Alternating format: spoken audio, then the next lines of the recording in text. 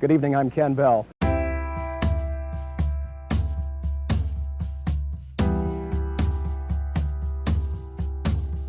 When you think of Ken Bell, you think Kind, selfless, caring, sweet, humble. Positivity.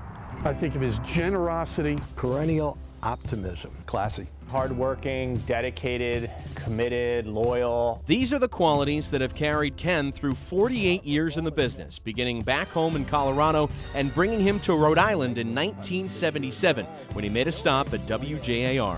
What was that? That's your bionic bow tie. My bionic bow tie. Ken's reputation preceded him. When I first arrived back in 1980, I was told, listen, kid, you want to be successful, you want to try and emulate the guy who had been here a few years before.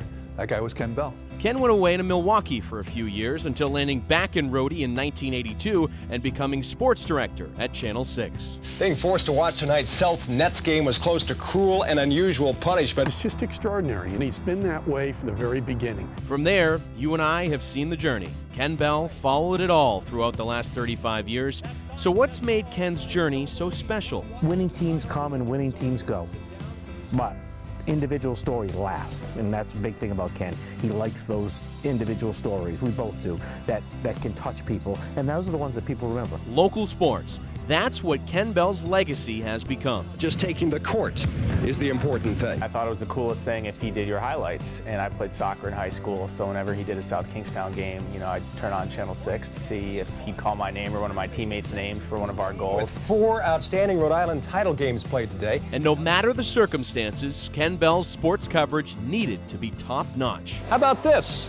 And there are some other things here at a la carte in the Warwick Mall. Ken set the example for other people to do your best with the best that you have every single day. His presence was always positive. Mamma mia, it's the new Pizzatola Center here. I mean, this place is unbelievable. When he stepped on the set, the whole thing was brighter. The old saying, rising tide lifts all boats.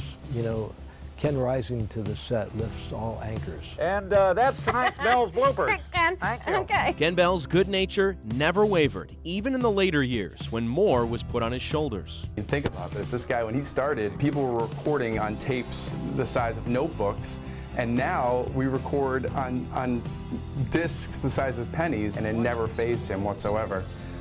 He just adapted and went with it, and he's a survivor. That survival has lasted 35 years. It's PCBC and the ECAC. Now, we say a bittersweet farewell to our good friend Ken Bell, but not before a few personal goodbyes and thank yous.